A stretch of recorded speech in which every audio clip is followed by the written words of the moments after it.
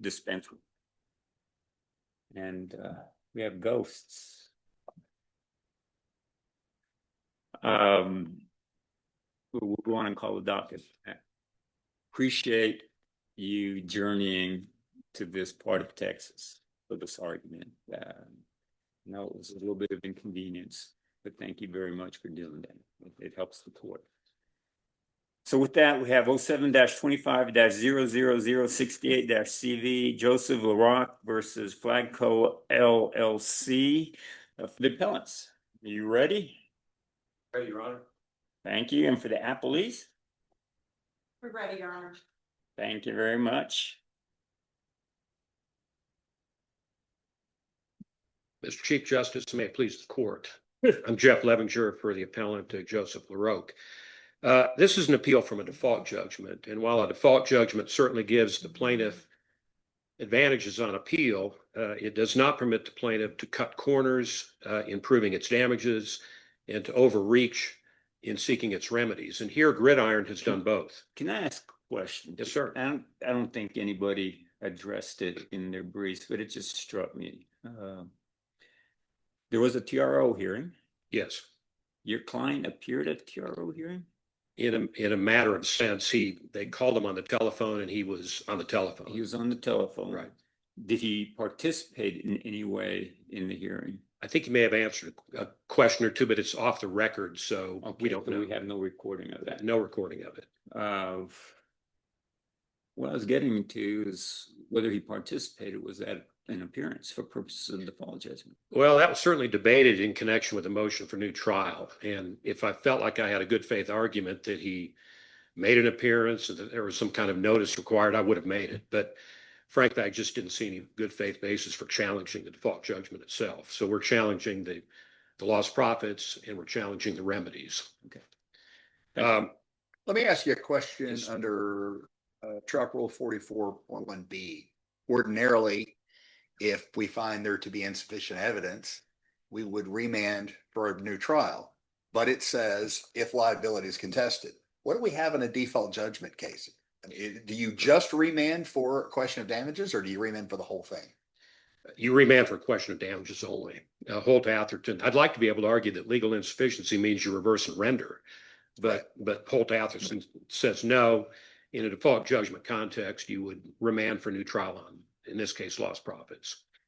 So that's the first point I want to talk about. And then I want to talk about the overreaching with respect to two different remedies. One is the extended injunction that extended the restrictive covenants beyond the expiration date. And the other is attorney's fees, both of which are legally impermissible. So if I may, I'll start with lost profits. Their sole proof of lost profits was based on the declaration of their CEO, Scott Dillon, who basically said this. He said that Gridiron fell short of its projected league growth of 10% in 3 markets where my client was allegedly competing. And they jumped to the conclusion that that resulted in lost profits totaling $325,000. Are they the only 2 entities doing this flag football thing? Or are there other entities doing that? That I don't know. And the record doesn't reflect that. It doesn't reflect that. I would submit actually that my client really wasn't competing for any extended period of time, if at all. But for purposes of the default, we have to take as true the statement in the declaration that he was competing from March of 2023 to March of 2024. In fact, I think their petition on page 11 shows a screenshot of a press release saying that he launched the business in February of 2024. So I think his declaration is a little bit questionable when it comes to saying that there was competition for a full year, but I'll accept that as true for purposes of this argument. But his declaration when it comes to lost profits is legally insufficient. Gridiron accurately cites... Will it be for factual sufficiency as well, or just legal? We're making a legal sufficiency challenge because we're following the pattern of Holt Atherton, which involved a legal sufficiency challenge.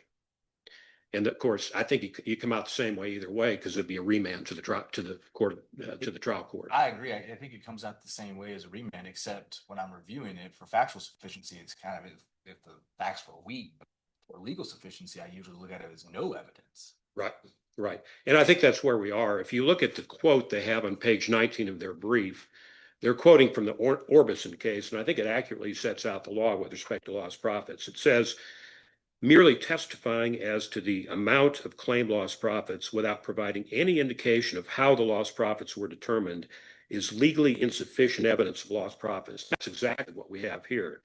His declaration provides no indication of how he determined lost profits. Let me He said it explain was that. based on 10% calculation of Well, that's where projected increase. That's where he started, Chief Justice, but he didn't explain how he arrived at the 10% growth figure.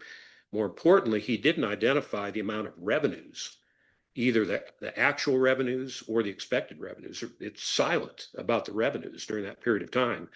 He doesn't say what the expenses were. He doesn't say what expenses were incurred or what expenses would have to have been incurred to generate the anticipated revenues he's talking about. Utterly silent as to expenses. And then he and then he doesn't say whether the profit numbers that he comes to are gross or net. Nothing. And if they're gross, that makes the entire award unrecoverable under this court's authority in the Insignia case. So without any of that information, You also mentioned something about causation, if I remember right in your brief. Did Yes. you have to address that in his affidavit to you? well, certainly, and I would submit that the declaration there doesn't establish a causal link either between any competition from LaRocque and the purported lost profits. For one thing, there's no evidence of how many league participants Gridiron lost and where they went. It's utterly missing from his declaration. He doesn't say how many people were lost in those markets and where they went. And there's nothing in his declaration at all that rules out other possible explanations for why they didn't achieve his kind of unsupported growth expectation. And there are probably a host of reasons why they didn't meet those figures, and he doesn't explain. He doesn't rule that out, and that's certainly an essential proof item when it comes to causation. So without any of this very important, vital information, revenues, expenses, gross or net, causation, et cetera, and with no objective facts, figures, or data, which is the requirement in Holt-Atherton, his declaration is simply legally insufficient to prove lost profits. So if I can shift gears here to talk about the extended injunction, that's another problem. And among many other problems, the injunction that extended the restricted covenants for 1 year beyond their expiration date, which is next month, October 26th of 2025 is when they contractually expire. It results in a duplicative recovery. At most, as I said, LaRocque competed for that 1 year period of time, March of 2023 to March of 2024. No evidence whatsoever of any competition after that date, after March of 2024. Why? Because he was enjoined. And there's no evidence that he's violated that injunction. It's in place and he's not competing. Curious, counsel, something you said earlier that if we were to agree with you on your first issue on damages, we reverse and remand on damages only, not liability. Do we reverse on remedies in general or just damages? If we were to go with you on your first issue, does that moot the injunction issue? No, it doesn't, Your Honor, because as we say in our prayer, you would reverse and remand with respect to the lost profits, but we submit that you should just eliminate the extended injunction. It's just impermissible under the law, as I'll explain in a moment. And then with attorney's fees, which I'd like to get to as well, they're impermissible under the Covenants Not to Compete Act. So you would reverse and render as to the latter two things, and you would remand as to the damages. Well, why would we even need to address attorney's fees? Because the attorney's fees were based on proving up the case, so to speak, in the trial court. If we said they didn't prove up the case, why do we even have to consider whether or not the contract or any other provision of law said you are not entitled to attorney's fees? Ordinarily, of course, when you reverse on damages, you would reverse on attorney's fees as well. I think that's what you're referring to. The problem is, in those cases, it goes back on remand and they try to prove up their attorney's fees again. Here, I'm suggesting they're just not entitled to attorney's fees at all as a matter of law, because the Covenant Not to Compete Act is the exclusive remedy and doesn't allow for attorney's fees at all. Without regard to what the parties agreed to in the covenant? Correct. Correct. The case law says that whether fees are based on the party's agreement or based on another statute like 38.001, the Covenants Not to Compete Act is the exclusive remedy and forecloses any award of attorney's fees. That's an unbroken line of Court of Appeals opinions to that effect. And so your argument here is, okay, look, obviously with a default, so we don't have anything under Rule 94 to constitute an affirmative defense. That just as a matter of law, the Covenants Not to Compete Act serves as a prophylactic to recovery of any attorney's fees. Right. And I would argue that they say, yes, we're barred from even making this argument because we didn't plead preemption as an affirmative defense. And I would suggest to you that, number one, we're not talking about preemption here in the classic sense. This is not an argument where there's a federal statute that preempts some common law. We're saying that they pleaded themselves into the Covenants Not to Compete Act by seeking to enforce a non-competition covenant. 15.52 of the Covenant Not to Compete Act says it provides exclusive remedies across the board.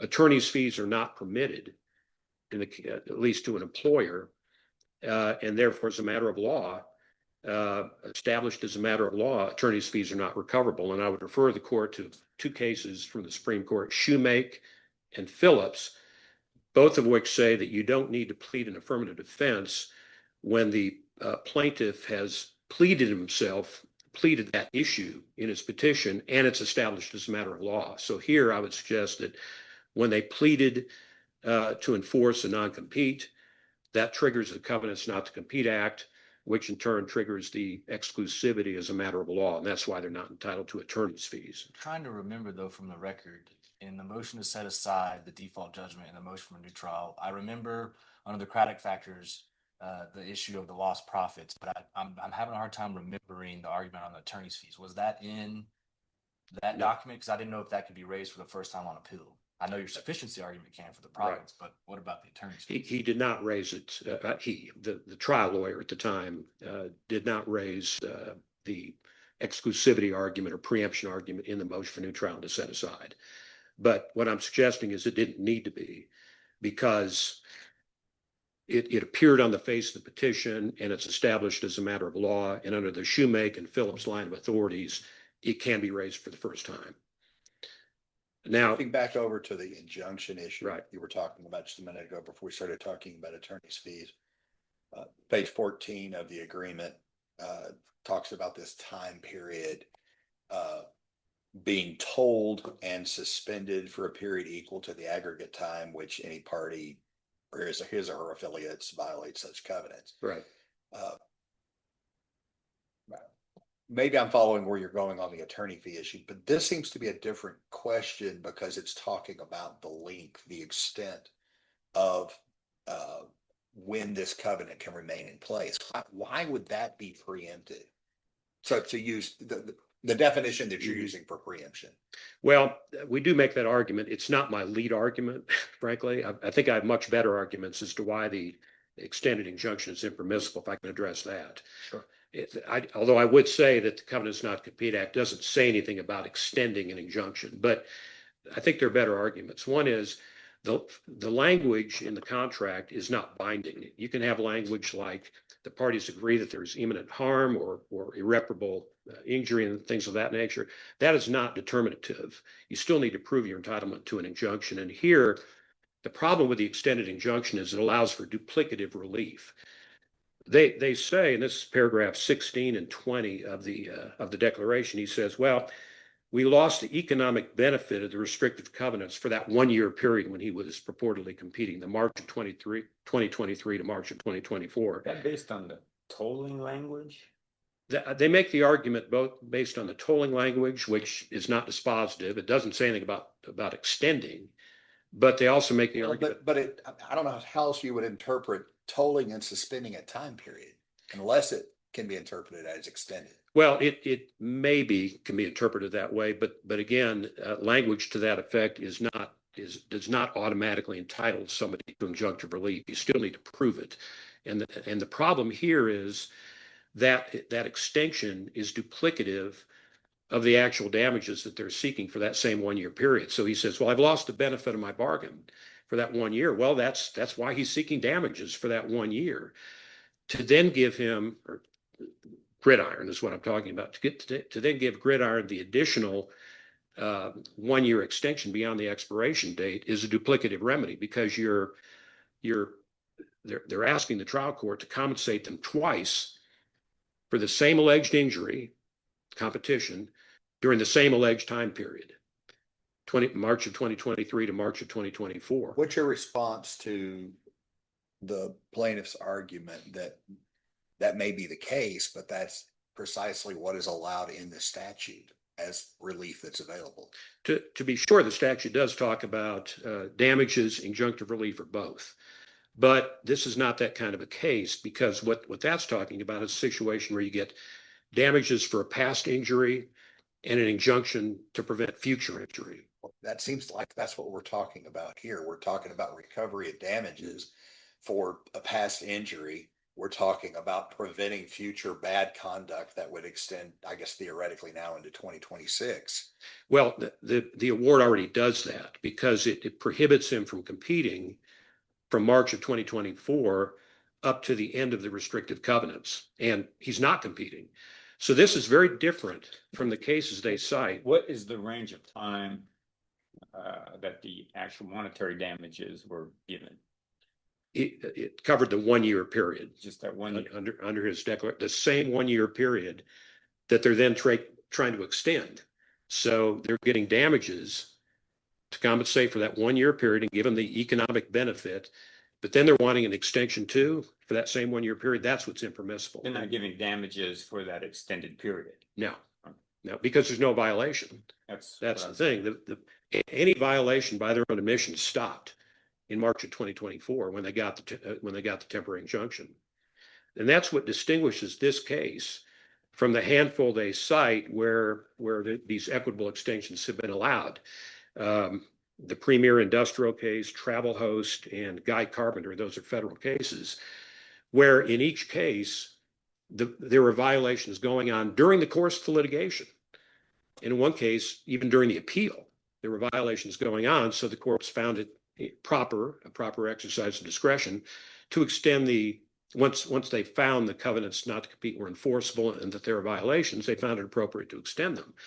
But here we don't have the language that's key in those cases, which is a continuous and persistent violation.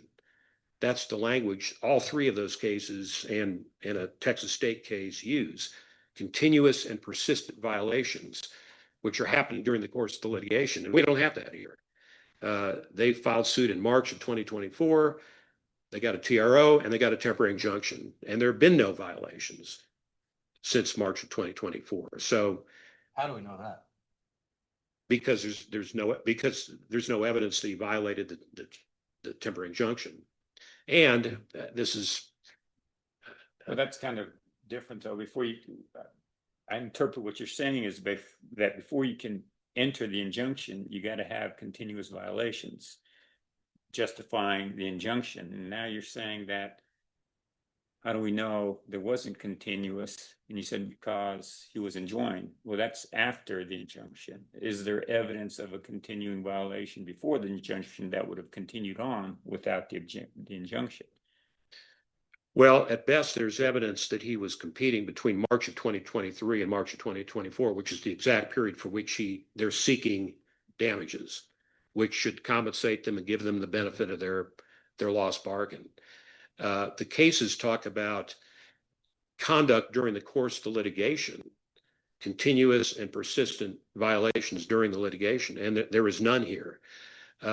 Is your issue in the appeal specifically addressing only the injunction from the 2025-2026 year, or is it also attacking the viability or the enforceability of the contractual extension under 2025-26? We're attacking both. We're saying that under the case law, they're not entitled to the extension of the injunction to October 2026, and we're saying that the contractual language doesn't get them there either, based on the case law saying that contractual language of that nature where parties agree that a violation creates imminent harm or irreparable injury, that is not dispositive. You still need to prove your entitlement under the law to an injunction. Right, and certainly with an injunction, I understand what you're Right. arguing. I'm saying, are you also making an argument that the court's application or extension of the contract for 2025 and 26, just recognizing that that period of time is extending, that is also invalid? In other words, Yes. I guess I'm anticipating this. We're, you know, we obviously got a little bit of time toward the end of 2025, and it doesn't sound like you're arguing that the contract is invalid for saying, you know, he can't compete at least through October of 2025. I'm not disputing that. Without regard to the injunction, are you saying that the contract is not extended until 2026 under the language on page 14 of the agreement? I am saying that for a couple of reasons. One is I don't think the language talks about an extension. It uses the word toll and suspend, which I think is different. But beyond that, I would say that the language alone doesn't get them there. They need to prove that there's some reason to extend it. And in this case, there is no reason to extend it because by seeking damages, they're already getting compensated for that 1 year period. And number two, there are not continuous and persistent violations that under the case law allow for these type of extensions. So the language doesn't get them there and the law doesn't get them there. That's really my point as to that, Justice Doss. Thank you, counsel.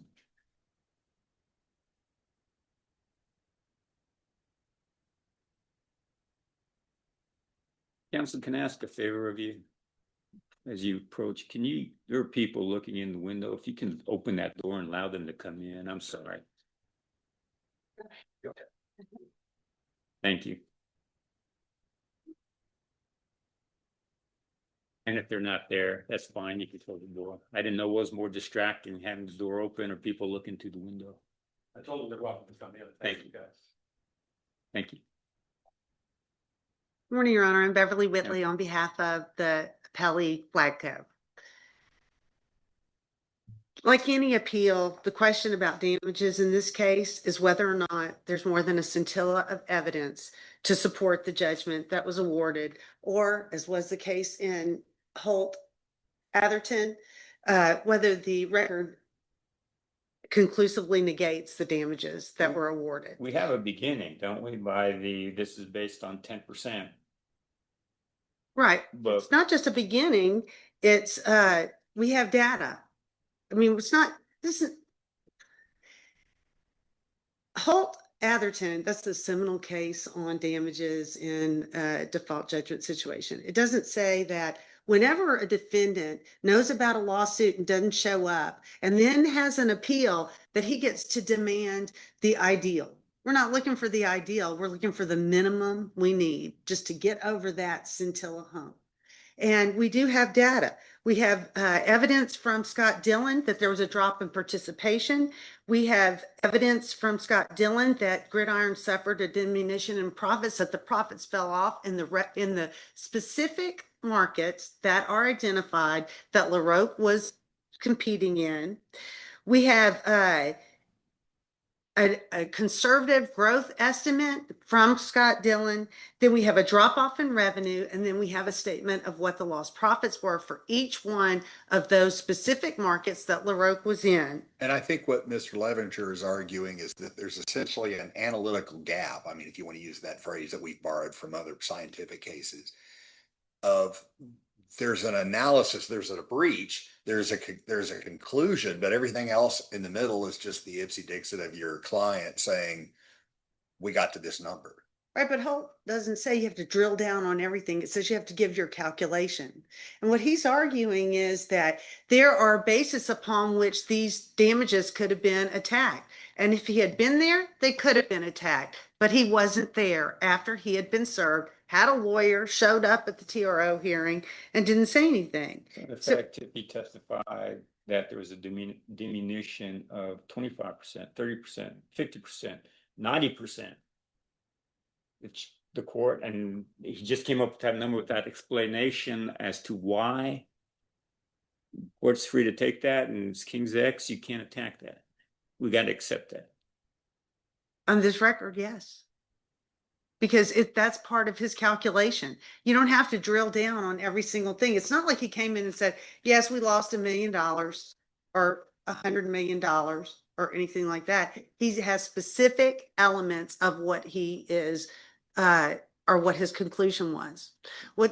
Go ahead. Where in Holt does it say we are deviating from the standard applied in a regular trial as to proving lost profits? Now you only have to do the bare minimum, which could include conclusory testimony. It doesn't say, Holt does not say that the standard is being deviated from. It does not say that you can use conclusory evidence, but the bare minimum, more than a scintilla, is not a deviation from what the regular rule is. That is the rule. If that's the rule, more than the scintilla, that's the rule that applies whether it's tried, Right. actually tried. So how's there a different standard if they're saying the same rule? It's not a different standard. Well, you're just indicating it's got to be the bare minimum. And you just indicated that all you have to do is throw out an equation. No, Isn't conclusory evidence though no evidence? yes, if it is conclusory, truly. But in this case, there is data. There is a calculation. And what they're saying is, well, he should have applied credits, but it's not. Walk us through the calculation. I think that may be where we're confused. The Supreme Court has obviously on numerous occasions distinguished between trying to prove up, or has distinguished between revenue and profits. And the court has said on previous occasions that statements about revenue alone don't show the profits because we don't know if we don't have the expenses that are provided alongside to be able to determine what that calculation is. So I understand what you're saying. You've got to provide the calculation. I just don't know that we've got the data here to actually conduct the math, and I'm hoping you can help us with that. Right. Okay. So that's two different things. Revenue is part of the calculation of lost profits. Agreed. It's not the equivalent of, it's part of. As far as the credits, the burden to bring forth credits that should be applied against a calculation is on the defendant. And that's what, so in Kelman, that's their case. In Kelman, the expert gets on the stand and they say in cross-examination, because it was a regular trial, the defendant says, well, there were credits, there were expenses of your production. And he says, yeah, but I didn't take them into account. But in the ERI case, which is a Texas Supreme Court that postdates holds, they talk about expenses. And in that case, it was a consulting firm. The Texas Supreme Court explained that the defendant can't just throw out unsubstantiated challenges that something's missing. You can't do that. The court said not necessarily every company will incur increased expenses or increased overhead by having more work. And then it distinguished ERI, which was a consulting company, from a manufacturing situation. It said this is not a manufacturing scenario where production costs necessarily exist. You're producing more widgets, so you have to buy more steel or aluminum or whatever widgets are being made out of nowadays. So we know that you have increased costs. That doesn't apply in this case. Well, then help us, back to my question, help us understand how we're able to determine what the profits are based on the data that's presented in his declaration, other than him saying, this is my lost profit, or is that what you're saying should be enough? Well, so I guess I'm trying to figure out how to answer your question. He has his calculation is in there, and he says specifically that the result is the conservative projected growth minus the actual growth. Here's what he said. Arizona League revenue dropped by 37%, resulting in $276,000 in lost profits. Arizona League growth, so I'm assuming that means not as much growth as there would have been. It doesn't talk about revenue at all. It talks about resulting in 44,000 in estimated lost profits. And Texas league growth, again, no reference to revenue, grew only by 8%. And I guess that's saying that it's over and above the estimated 10%, again, resulting in estimated lost profits. Without understanding what the revenue number is or the expense number is, how are we able to determine whether his statement about lost profits is more than conclusory? Because the case that they cited, and I'm at a loss about what the name of it, it begins with an O. And the guy just got on the stand and they said, okay, was there a breach? Yes. What was the amount of lost profit? X. That's not what this is. What, and that's what I'm asking you is what additional data do we have to reach that determination other than it just being X? We have the percentage of growth, the conservative percentage of growth that was expected in each market. And then we have the amount of drop. Those are data points, the amount of drop off in each of those markets, and then the result. This is not the ideal, I admit it. He says, you know, if we were teaching a law school class, we would say, you probably want to put in more. But in a default judgment situation, often you have just the bare minimum. And the courts haven't said that more than a scintilla is not enough, that you have to come in with the ideal, with the A+ calculation. We certainly don't have that here. Opposing counsel mentioned something about causation as a brief. Do we have evidence of causation, or is it just a situation where a client is saying, I was doing this, he came into the market and it dropped?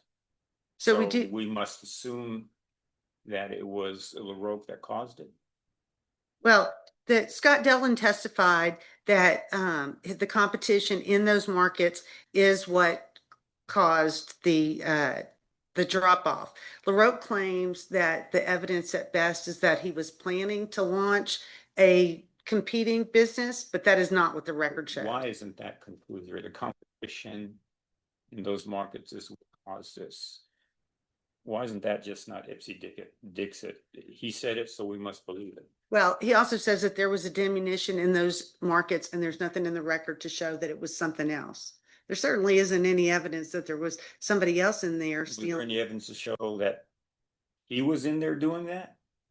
Yes. Is there any evidence to show the extent of his efforts to do that? As I understand, Mr. LaRocque was just starting things up. That's what he says, but that's not what the record shows. He said the quote from LaRocque in the Dillon affidavit is that he represented to Gridiron operators that he had 29 locations running every weekend across the country. There's plenty in the petition that talks about what his specific efforts were to compete. And by not showing up and not filing an answer, he admitted every fact that's alleged in the petition. All of those facts are admitted and as proven and not as conclusory. I want to go back to the declaration that Justice Doss read from. A, B, and C. A represents, I think it was California or something, and specifically mentions revenue. Arizona. B and C just mentioned growth only without revenue. How should we interpret B and C? Growth of what? Revenue, profits, Team membership, participation. So it doesn't say, I'll admit, it does not say how we should interpret the growth, but he does say that, he says it's the league growth dropped off. So it doesn't say that. So, and I don't, there's nothing that I can point to in a different paragraph that says what it is. What he says, or that says something more than that. This is what we're left with. So I want to also address I want to address the extension. First of all, he says that the court shouldn't have extended it because he's not doing anything anymore. Number one, you can't get enjoined and then say, oh, I won't do it anymore, and then negate an injunction for future. He also says, or the evidence showed that he had been competing for at least a year, and that's how long the judge extended the injunction. The agreement, section 5.01C, specifically says that he gets it told during any period of competition. And I think it's important to Opposing know. counsel argues toll is, what's toll? My question to you is, with a period toll, what do you do with it? Just forget about it? No, if the tolling means that the period is interrupted and then it begins again when the tolling is ended. Like limitations period? Exactly. It's tolled. Exactly like the limitations period would be told. And I want to mention also that this was a sale of a business case. LaRocque took money from Gridiron to sell his business, and Gridiron said, okay, we're going to pay you this much, but only if you stay out of the business for 5 years. We need you to stay out. And then 3 years later, he starts up a competing league. As I understand Mr. Levenger's argument from a while ago, he was saying, look, there was an agreement that bound his client from competing for a period of 5 years. For one of those years, you sought damages, the year of 2023 and 24. So that was the benefit of the bargain you received for that 1 year. So to allow 1 year of damages and to also allow an additional 5-year period of time to include this new tolled year would essentially give your client 6 years of the benefit of the bargain, counting that in the damages, when they only contractually agreed to 5. And what he said is not correct. There are no damages, or he's assuming that the damages for that 1 year compensate Gridiron for all the harm that was caused, but they do not. They don't compensate him for, or compensate Gridiron for his solicitation of employees that was proved by the admitted allegations in the petition. They don't compensate Gridiron for his solicitation, successful solicitation of an operator that is talked about throughout the record. And they don't compensate Gridiron for the loss of the players, just the revenue as to the loss of those specific players. Every single player that LaRocque took is an exponential opportunity to grow Gridiron's league, because Didn't the contract for 5 years though, under the contract? with tolling. Yeah. So what's the effect of tolling? The tolling is to stop it from running during that time. What is the effect? If you toll based on what you just said, it's like limitations. It stops it and then it starts up again. What's the effect of agreeing to start it up again? Isn't that the effect of extending the contract? That's extending the injunction part, but that's not Contract. saying that. But is that akin to, he agreed, the benefit of his bargain was, 5 years, but you also agreed that it could be extended. If you violate it, I can add that tolling period. There's nothing in the contract that It's says. kind of a softball question. Right. The contract doesn't say you're not gonna, if you violate for any period of time, then we can just put it off till later and we can forget whatever harm you caused in the meantime. So what I was saying is that every player is an exponential opportunity to grow the league. You have a player, that player refers his brother to come to the league, he refers his cousins, and he refers to friends at school. And so you have every person that you get into the league is like a tree branch growing out and expanding. It's like an old hairspray commercial that not everybody on the panel might be old. About talking about hair. Right. Right.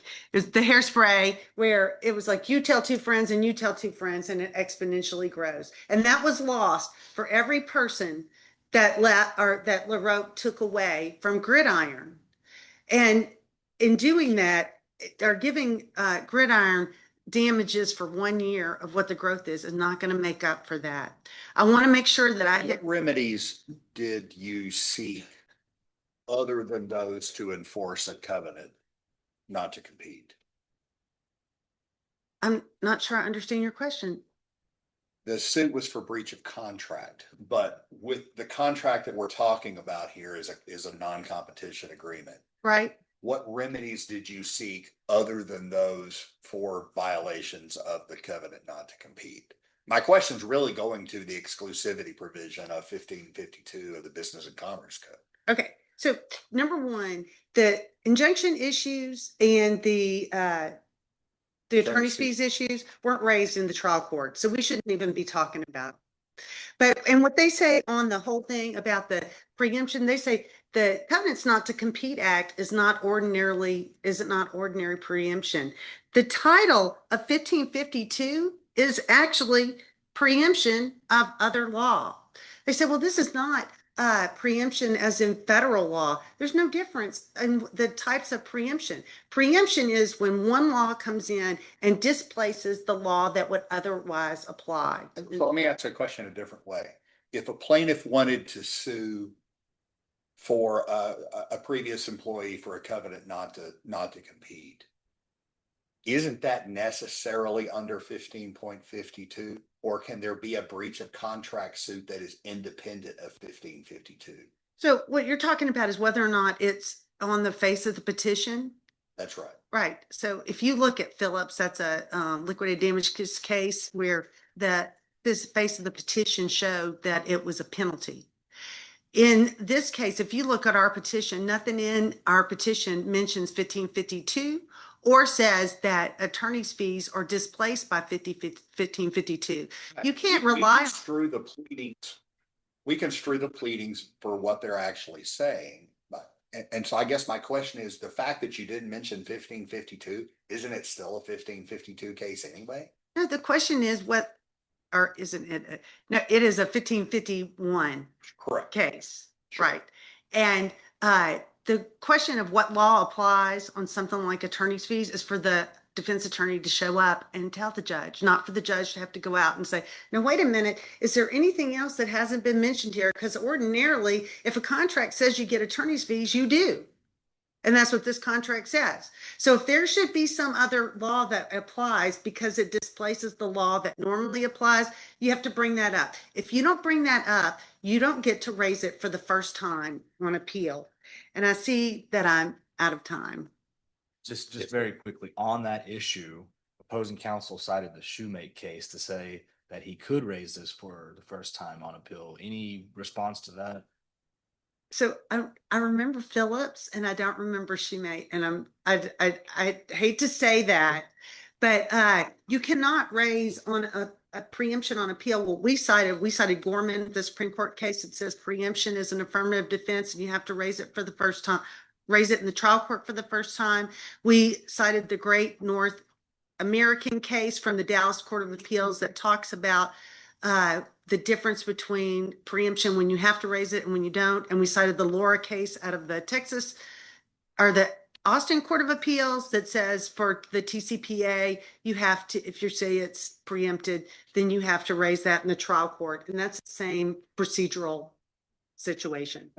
I'm going to just throw this out there, and I'm going to ask Mr. Levenger about it too. I'm not familiar with any cases off the top of my head. You may recall from a few years ago, we looked at section 38.001 and whether you could recover attorney's fees against an LLC. And for a period of time, the prevailing authority was you cannot. Now the law has been changed. I'm curious during that period of time, if a party could, without raising that issue in the trial court, raise it as the first issue on appeal on whether you could take a attorney fee award against an LLC. I'm not aware of any authority out there at all either way on it. So I have looked at that extensively and have recovered attorney's fees under the old law against an LLC. And I don't remember looking at that specific issue of whether or not you could raise it and whether citing 31.001 in your petition would be raising it on the face of the petition. I don't know, but I know that back in the day, people recovered attorney's fees in non-compete cases all the time, and they recovered attorney's fees against LLCs all the time until somebody brought it up. And I also know that if you look at the Laura case, that it's pretty much on fore with whether or not preemption is waived by not raising it for the first time in the trial court. Thank you, counsel. Well,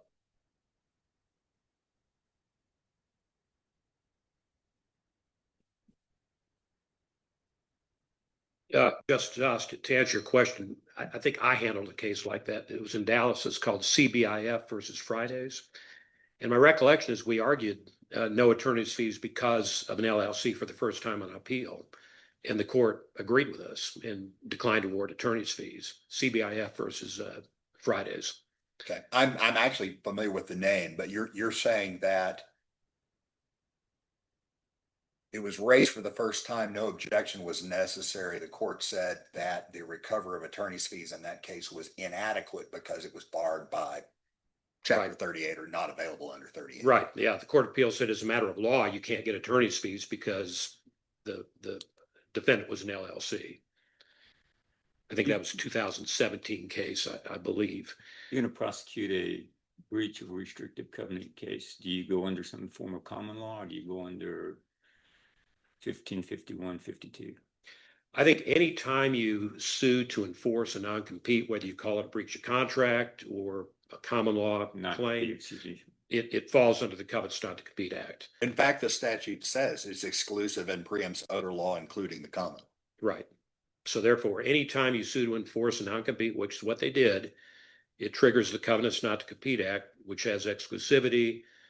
That was apparent on the face of their petition, and it was established as a matter of law. And that makes Shoemake and Phillips applicable. Shoemake involved a defense of parental immunity, never pleaded, but the Supreme Court said we can still consider it because it was apparent on the face of the petition that it was going to invoke parental immunity because the child sued his parents.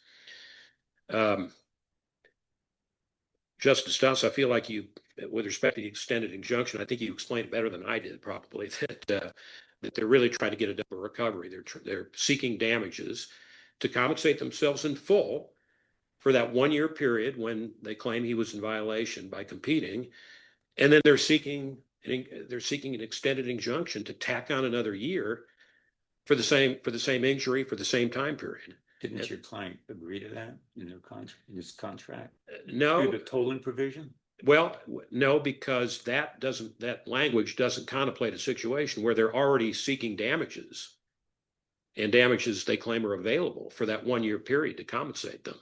That language doesn't contemplate a situation like that, and it doesn't say you can extend it and get the benefit of damages for that 1 year period of time.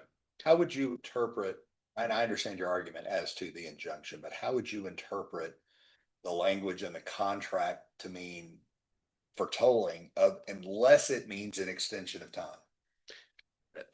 It's a good question. And we argued in our reply brief that it probably means tolling for limitations purposes. I don't know, frankly. I think they could have been a lot more explicit, like some of the cases they cite in using the word extend. Toll, I think, is somewhat ambiguous, but I think the better point is that it just doesn't contemplate a situation where they're already seeking compensation for the 1 year that they claim he was out there competing, and then trying to get a tacked on 1 year, absent any evidence, and this is the critical part, which is common to all these cases, of a continuous and persistent violation during the course of the lawsuit. That was not happening here. And to say that their request for damages What do you doesn't. say about opposing counsel's reference to the comment in the affidavit, your client saying he's up and going in 26 areas or something along that line? Well, the Why actual. isn't that evidence of violation? Well, Just what he actually says is, according to Mr. Dillon, LaRocque represented to these operators in March 2023 that he had 29 locations running every weekend across the country. So again, he says March 2023, but later on he says that all ended in March of 2024. We're seeking damages for that period of March 2023 to March 2024, which is also the time frame when they sued, got the TRO, and got the temporary injunction. So there are no future violations to compensate for. If they didn't seek damages, could they have gotten their extended injunction? I thought about that, and I think the answer is no, for two reasons. One is because They still don't have any evidence of continuous and persistent violations, which is the common thread in all these cases. And number two, I would say the availability of damages, the adequacy of that remedy, which is what they admit, we have an adequate remedy, would prohibit them from getting an extension of the injunction. Lost profits, I see my time is up. I don't have anything to add on lost profits anyway. Thank you, counsel. Thank you. The case is submitted and you are excused to go. Want to thank you again for traveling to Lubbock and again, Amarillo. Got up early this morning and I stepped up and Lubbock. Traveling to Amarillo and appreciate your cooperation with the court. Thank you very much.